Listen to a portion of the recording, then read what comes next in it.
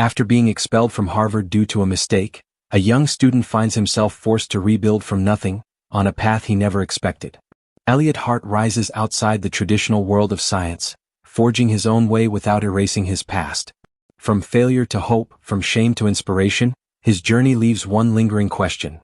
Does a mistake end everything, or begin something greater? If you liked the video and subscribe to the channel, let's move on to our story. Enjoy watching. Eliot Hart was a senior in Harvard University's Department of Biomedical Engineering. He had come from Waverly, a modest town in Ohio, and was the first person in his family to attend college. His mother worked in a library, his father was a retired firefighter. Eliot's acceptance into Harvard was not only a point of pride for his family but a badge of honor for the entire town. Intelligent and curious, Eliot was also reserved and socially awkward. He found comfort in late hours spent in laboratories, far away from the complexities of human interaction. In his final year, Eliot had landed a coveted opportunity to assist in the research of cutting-edge genetic vectors under Professor Marco Alvarez. Alvarez was a respected name in molecular biotechnology, known both for his visionary work and his unyielding expectations. Working in his lab was a dream come true, and a high-stakes test. One March morning, Alvarez assigned Eliot to perform the first trial of a next-generation viral carrier system. Eliot was excited but exhausted. He hadn't slept properly in days. The lab was quiet that morning, just him, the equipment, and the weight of precision. He carefully selected the vials from the rack, suited up in protective gear, and scanned the procedural manual from top to bottom. And that's where it happened, a small oversight with massive consequences. Before activating the viral carrier, he was supposed to manually engage a safety inhibitor. That one step, easy to miss and invisible to the eye, was critical. Without it, the carrier could become unstable in a live lab environment. Eliot assumed the system's automated safeguards were active and moved forward with the test. 20 minutes later, sensors began to detect abnormal particle behavior. Alarms blared, red lights pulsed through the lab. Eliot froze as the emergency protocol activated. The lab doors sealed and he found himself locked inside. Through the glass walls, security staff shouted instructions. Please remain still. A containment procedure is in progress. The following day, the university released an official statement. A low-risk biological exposure had occurred, caused by a procedural error by a student. The explanation was technical, but the student paper made it sensational. Brilliance or blunder? Panic at Harvard lab triggered by student mistake. The next day, Professor Alvarez addressed the matter in front of the entire research group.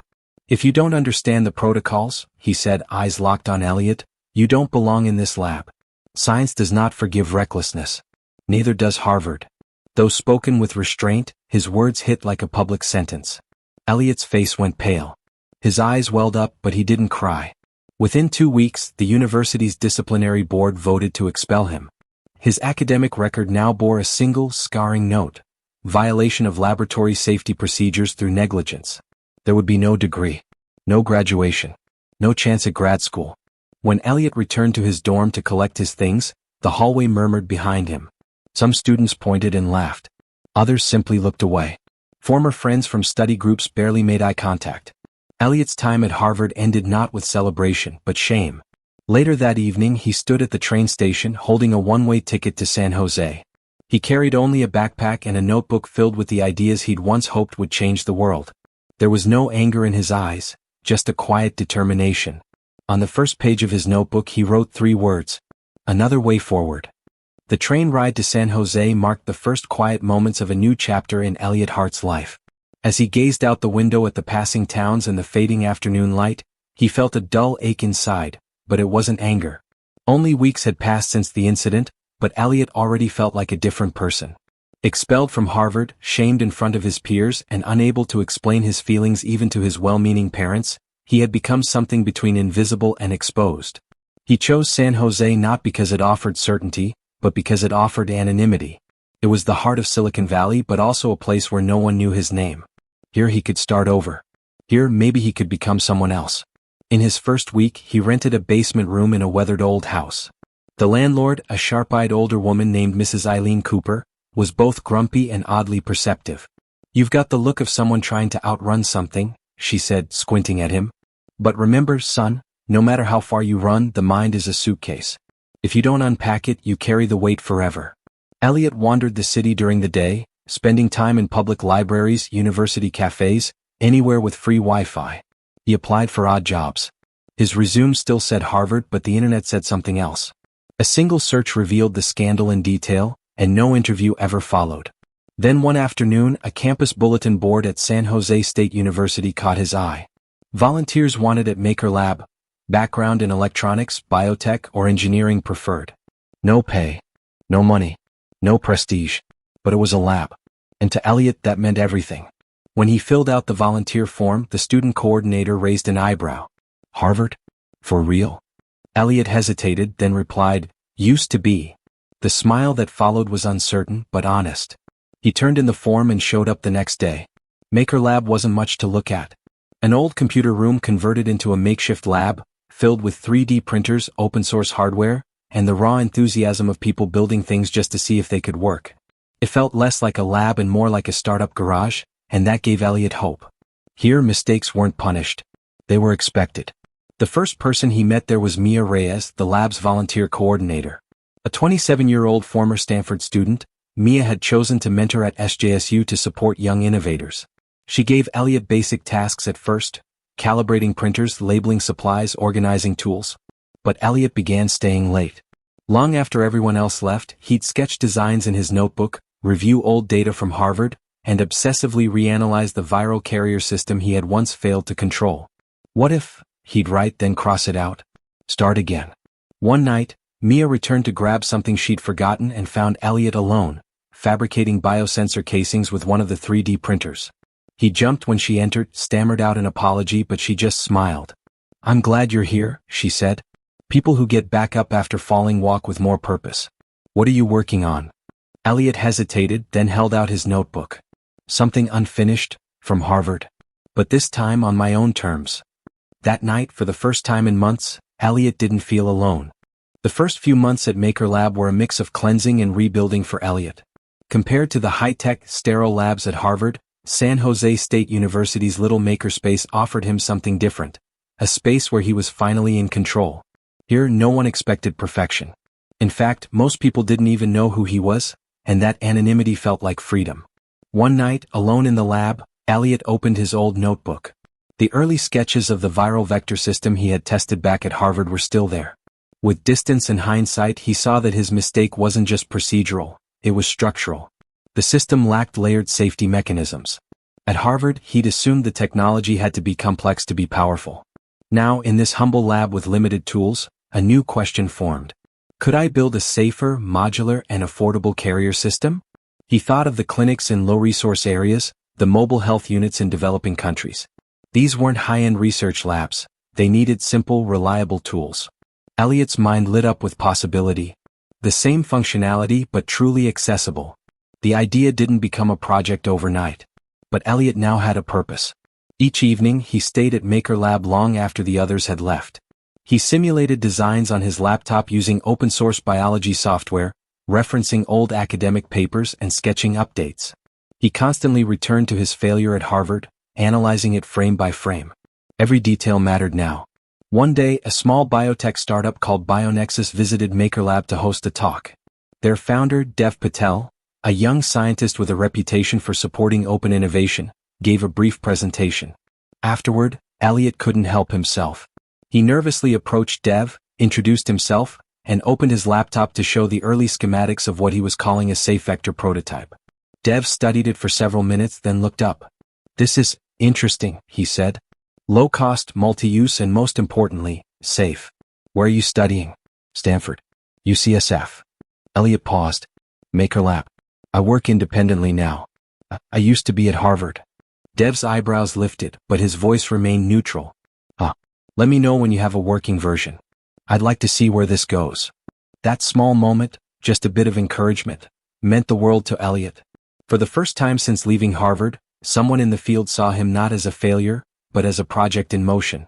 That night, Eliot opened his notebook and wrote a single sentence. I wasn't the mistake. I was just in the wrong place. The excitement of developing the ViruShield system kept Eliot awake at night and sharply focused during the day. With each passing week, he refined the design, tested new ideas, and printed small prototype components on Maker Lab's 3D printers. Mia had even cleared a table just for him, now cluttered with notes, polymer fragments, cables, and a half-empty cup of coffee. Messy but full of purpose. For the first time in a long while, Eliot felt like he was moving forward. But just as he started to believe in his direction, reality stepped in to test him. Resistance came unexpectedly from within Maker Lab. Derek, an outspoken engineering student, had looked up Eliot online and discovered the story behind his sudden departure from Harvard. Without hesitation, Derek spread the story through the volunteer group, and soon enough, whispers turned to stares. One afternoon, an argument broke out over something trivial, a scheduling conflict at the printer station. But it escalated fast. Derek leaned over the table and said loud enough for others to hear, "Guys like you still trying to prototype here? Come on, man. We don't need another Harvard meltdown." Until then, Eliot had avoided confrontation. He kept his head down, his work focused. But Derek's words echoed in the room, exposing him again. Before Eliot could respond, Mia stepped between them. "We're all here to learn, Derek," she said, her tone firm. "No one gets judged by their past in this space. Only by what they do with their present." But her words, though well-meaning, couldn't fully erase the damage. Half the lab now looked at Eliot differently, not as the quiet genius but as the guy who'd once caused a biohazard incident at Harvard. For the next few days, Eliot stayed away from Maker Lab. In the dim light of his basement room, he obsessively reworked designs, ran simulations, and filled his notebook with alternative models. But the doubt returned. Maybe I am just the mistake, he thought. Maybe this is all just a way to cover it up. Then an unexpected video message arrived from his family. His mother spoke quietly, sitting at their kitchen table back in Waverly. "Someone from town brought up your name," she said. "Asked about what happened at Harvard. I didn't know what to say except, we love you. We're proud of you. Whatever you're doing now, just keep going. The right people will understand." After watching it, Eliot sat in silence for a long time. Then, slowly, he opened his notebook and wrote a single letter across the top of a new page. "Our resilience." He then sketched a title beneath it. ViruShield, Accessible Safe Vector Delivery. When he returned to Maker Lab, the air was still heavy. People whispered less, but no one spoke to him directly. Mia welcomed him with a quiet nod and handed him a note from BioNexus. "Dev Patel wants to see a preliminary presentation," she said. Eliot blinked. "I don't know if I'm ready." Mia's expression was calm but firm. "You don't have to be ready. You just have to be brave." That night, Eliot walked alone through the quiet streets of San Jose. Unlike at Harvard, nothing here was planned. Everything was uncertain. But maybe, just maybe, growth came not from certainty, but from learning to stand tall in the unknown. When Eliot returned to Maker Lab, his face was still tense, but there was a new light in his eyes. The presentation idea Mia had suggested was both promising and terrifying. The chance to pitch one-on-one to Dev Patel, the founder of a young but influential biotech startup like BioNexus, gave Eliot, for the first time since Harvard, a feeling of being taken seriously. But the inevitable questions kept circling in his mind. What if I mess up again? What if the presentation goes badly? What if this was all just a whim? Over the next few days, Eliot devoted all his time to the presentation. He wasn't good at making PowerPoint slides, he had always preferred speaking with real data. But Mia helped him. She simplified the visual flow, made the technical terms more understandable. She even added a video animation to the final slide, a 3D simulation showing how the ViruShield system worked on a simple cell model. On the day of the presentation, a few tables, a projector, and about 10 attendees filled the small conference room in Maker Lab. When Dev Patel walked in, the atmosphere immediately changed. His shirt was wrinkled, his hair a bit messy, but his eyes were incredibly sharp. He was accompanied by 2 other engineers. All 3 examined Eliot attentively. As Eliot began, his voice trembled for the first few sentences. But when the animation started playing in the corner of the screen, he switched into that familiar mode of scientific focus. He spoke about the graphics, simulations, the details of the safety protocols. The goal of the project wasn't just academic success, it was accessibility, scalability. ViruShield is designed to be modular so that mobile clinics in developing countries can use it. The safety locks are not software-based, they're hardware-based and single-use. This minimizes the risk of user error. At the end of the presentation, the room fell silent. Then Dev Patel nodded slightly. "Eliot, this system is strong enough for an MVP. Of course, there's a long road ahead before it reaches clinical level. But the foundation is solid. And most importantly..." He paused and looked Eliot in the eyes. You've clearly thought a lot about this. It's obvious you made a real mistake. But this project shows a desire to correct that mistake. That's valuable. Eliot didn't know how to respond. It was as if he had lost his voice. But Dev continued. I have an offer for you. Through BioNexus's Open Innovation Program, we're providing incubator support. We'll start with a small grant. I want you to develop your first test prototypes in our lab. If we make progress, we'll move into investment talks. If you agree, we'll also assign you a mentor. Everyone in the room turned to Eliot in surprise. Mia gave him a small wink. Eliot remained silent for a few seconds, then bowed his head and said just one word. Yes. That night, no one left Maker Lab. A small celebration took place. As Eliot sat quietly in a corner, Mia came over to him. See? Your past doesn't define you. Your decisions do. This time, Eliot looked up and smiled sincerely for the first time. When he got home, he sat down at his desk. He opened his laptop and created a brand new folder. /projects/virushield/incubation phase/. Then, in the corner of his notebook, he wrote down a small but deeply meaningful date. May 12th, the beginning of a second chance. It was nothing like Maker Lab. Equipped with stainless steel surfaces, quarantine compartments, cold room systems and high-resolution imaging devices, this new environment was the first place in years where Eliot truly felt like a real scientist. But this time it wasn't like Harvard. He wasn't part of a staff here. This was a granted opportunity, a chance he was obligated to win. During the first few weeks, Eliot focused on physically bringing the ViruShield system prototype to life.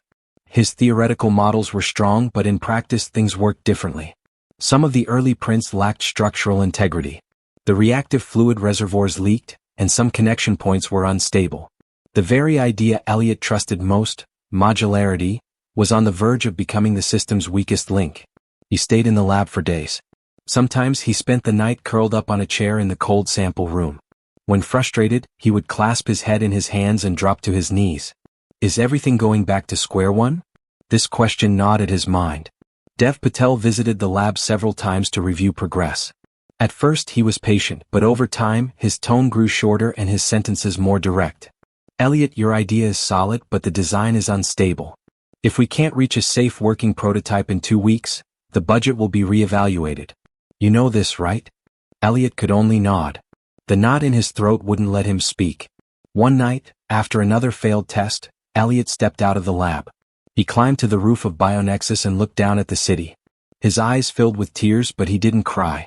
The disappointment inside him had already transformed, no longer into tears but into an inner shift. In that moment he pulled an old yellowed note from his pocket, something Mia had given him. It had only one sentence written on it. Science is not a progression but a form of resistance. The next day, Eliot returned to the lab with a different energy. He re-examined the design from scratch. First, he abandoned the idea of a single-piece carrier. Instead, he developed a dual-layer structure. The outer shell would stabilize the sterile carrier, while the inner active zone would be replaceable. This made production easier and reduced cost.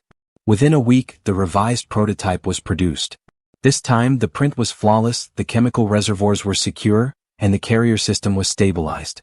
Eliot invited Mia and conducted the first live test in BioNexus's small sample analysis unit. The tension was high. Eliot placed the test tube, ran the software, and after 10 seconds of silence, the result screen showed a green response for the first time. Activation successful. Load stable. Safety threshold, 94%. At that moment, Eliot's knees almost gave way. It was as if every muscle in his body relaxed all at once. He took a deep breath. Mia quietly approached from behind and gently touched his shoulder.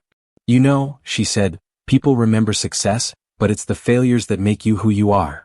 When Dev Patel saw the test results, he paused for a moment, then slowly smiled. This is only a beginning, he said. But it's a good one. That same day, Eliot received an official letter from BioNexus. Your development support has been extended by 3 months with second phase funding. Please initiate preclinical planning. That night, Eliot wrote the following line in his notebook. Science is the courage to defend a single truth among repeated failures. After that first successful test of the ViruShield prototype, time seemed to accelerate for Eliot. BioNexus announced the project on a small tech blog, but the article drew unexpected attention.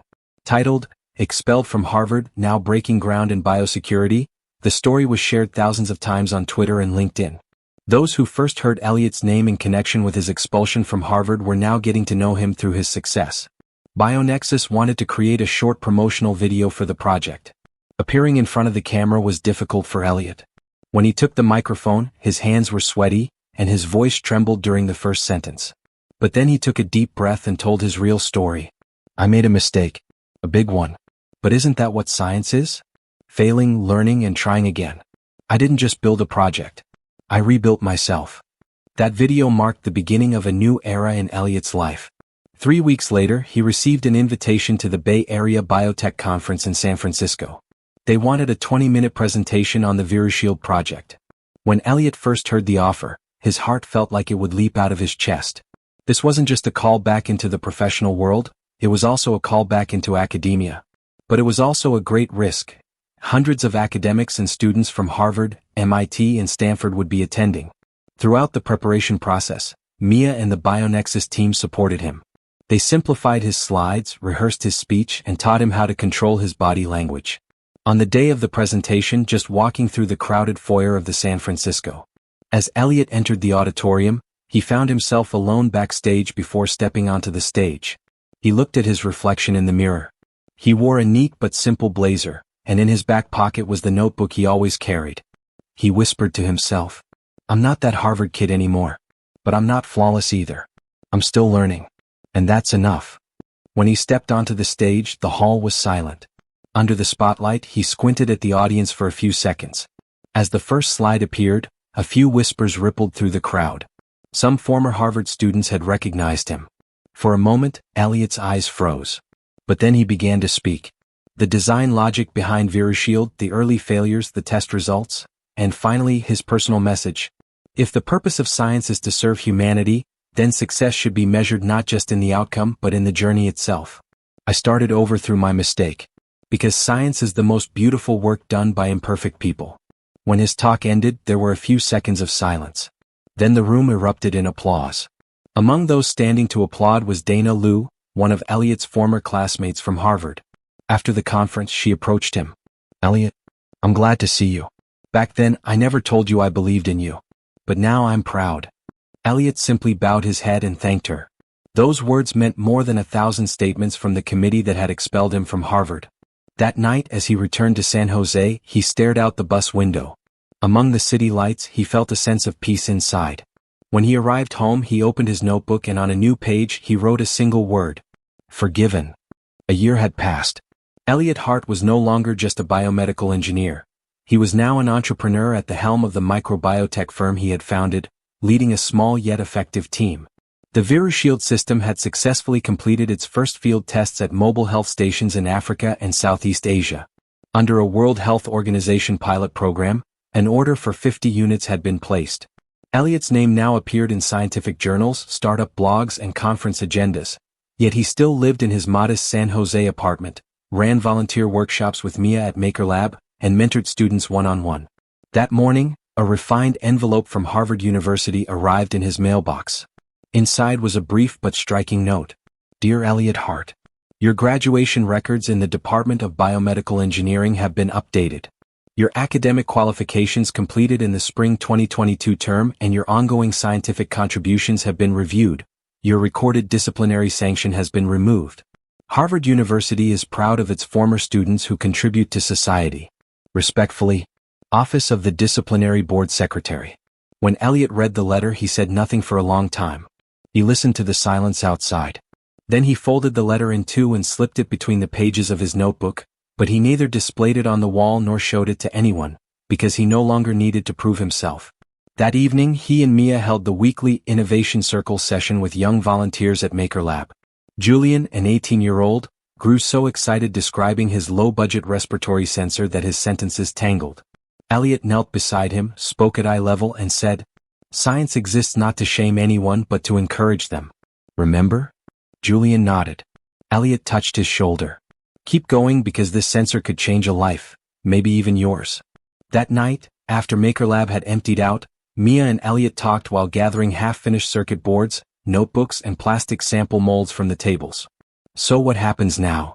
Mia asked. He smiled. I don't know. Maybe a new prototype, maybe another mistake.